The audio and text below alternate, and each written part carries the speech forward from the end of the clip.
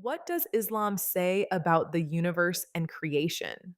The Quran addresses cosmology directly, and some of its descriptions have generated genuine and ongoing discussion about the relationship between scripture and modern science. We begin with the foundational framework, how the Quran describes the origin of everything. The Quran describes God creating the heavens and earth in 6 days or periods. The Arabic word ayam used here doesn't necessarily mean a literal 24-hour day, and classical scholars noted this flexibility centuries before modern cosmology made it relevant. The Quran itself, elsewhere, describes a day with God as equivalent to 1,000 years or even 50,000 years in different contexts.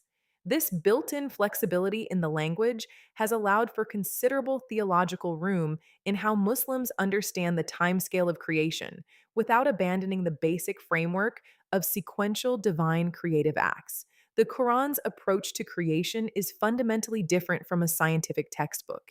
It isn't trying to describe the mechanics of how the universe came to exist. It's establishing who created it and why, directing the reader's attention toward the creator rather than the process.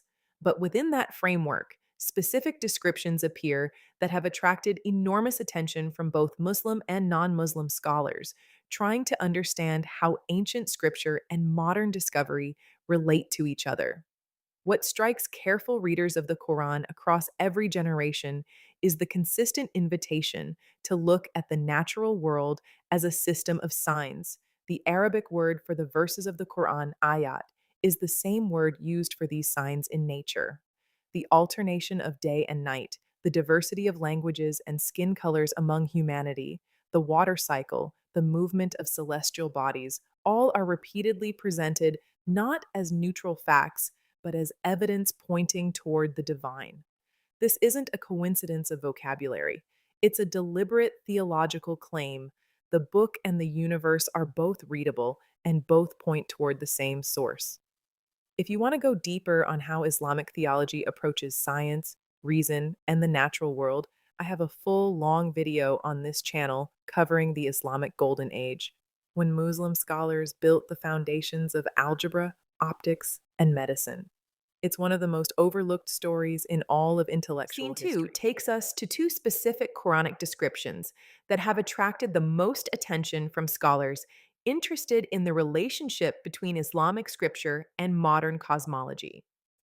The first is a verse describing the heavens and the earth as having originally been a single joined entity that God then separated, alongside the statement that God made all living things from water. This verse has generated significant discussion in contemporary Islamic scholarship because of its apparent resonance with modern cosmological understanding, the idea of an originally unified cosmic state that expanded and differentiated, and the centrality of water to the emergence of life. Muslim scholars are careful to make 2 points here. The first is that this resonance is genuinely interesting and worth noting. The second is that the Quran should not be read as a scientific prediction document.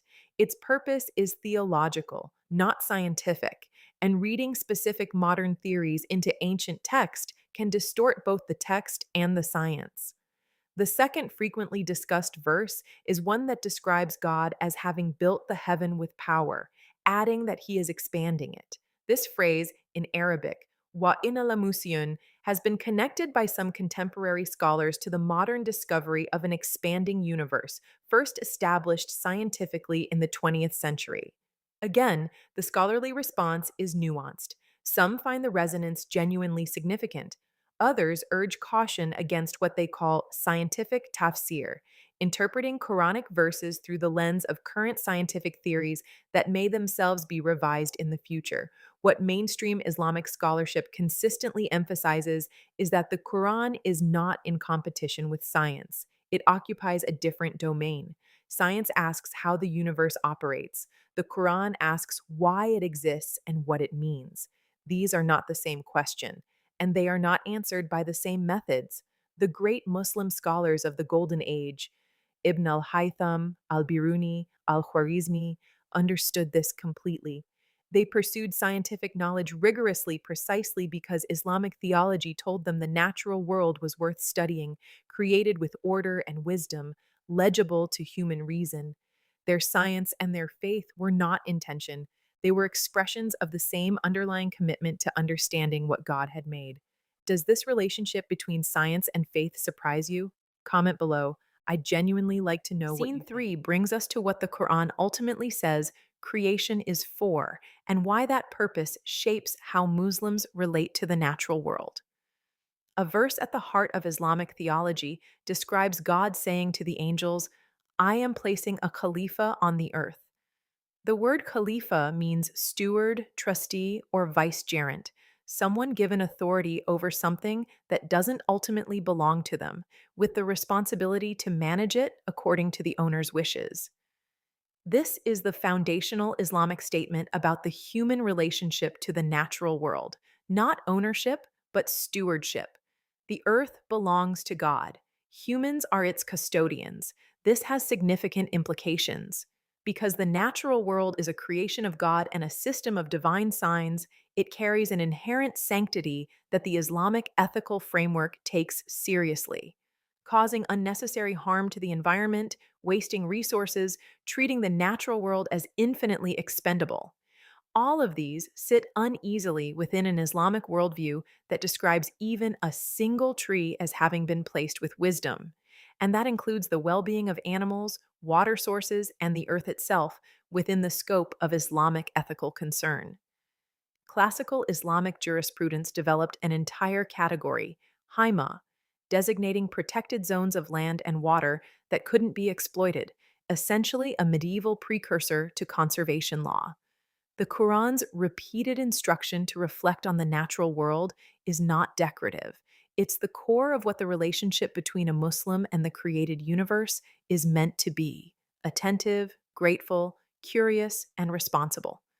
Every phenomenon, rain, growth, the movement of stars, the diversity of living things, is described as a sign pointing toward God, which means that paying close attention to the natural world is itself a form of worship in the Islamic framework. This is perhaps the most distinctive aspect of how the Quran approaches creation.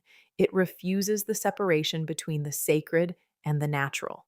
The universe is not a backdrop against which human religious life happens. It is itself an act of continuous divine speech, and the appropriate human response to that speech is to listen to it with the full attention of the mind, the heart, and the conscience. Like if this gave you something new, subscribe. There is a new truth every single day on this channel.